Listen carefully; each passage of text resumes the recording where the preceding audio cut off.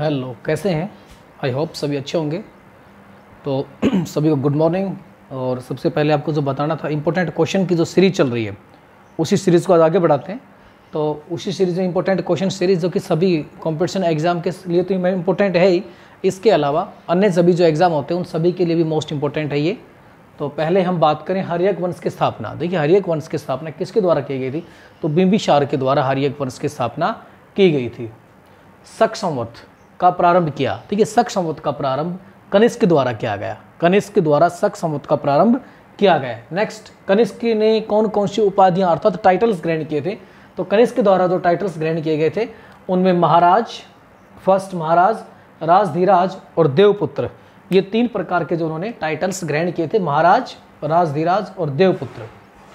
कलंदर की उपाधि धारण की थी। देखिए, कलंदर की उपाधि बाबर के द्वारा धारण की गई थी और बाबर को ही भारत में मुगल डायनेस्टी, मुगल वंश का संस्थापक माना जाता है और बाबर के द्वारा एक कलंदर की उपाधि को धारण किया गया था।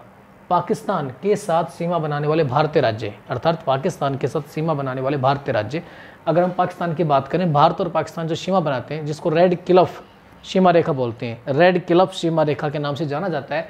और उस सीमा रेखा पे भारत के जो राज्य पाकिस्तान के साथ सीमा बनाते हैं उनमें जम्मू कश्मीर, राजस्थान, पंजाब और गुजरात, ये जो राज्य हैं भारत के, ये पाकिस्तान के साथ सीमा बनाते हैं और पाकिस्तान के साथ सीमा लगती है उसको रेड क्लिफ के नाम से जाना जाता है।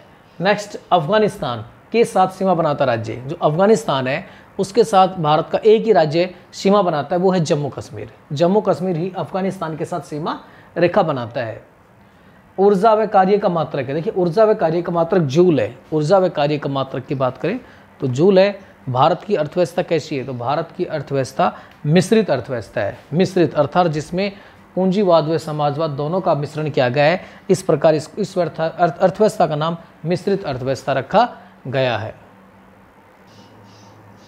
नेक्स्ट, किस किस स्मृति में शिक्षक दिवस मनाया जाता है? देखिए, हम शिक्षक दिवस जो मनाते हैं, जो कि 5 सितंबर को शिक्षक दिवस मनाया जाता है एवरी ईयर, ये किसकी स्मृति मनाया जाता है? तो डॉक्टर सर्वपल्ली राधाकृष्णन की स्मृति में हम प्रतिवर्ष शिक्षक दिवस मनाते हैं। इसके अलावा डॉक्टर सर्वपल्ली राधाकृष्णन भारत के प्रथम उपराष्ट्रपति थे और ये एक बहुत ही बड़े फिलोसफर थे, महान शिक्षाविद थे। उन्हीं की मेमोरी के अंदर हम प्रतिवर्ष 5 सितंबर को शिक्षक दिवस, टीचर्स डे सेलिब्रेट करते हैं।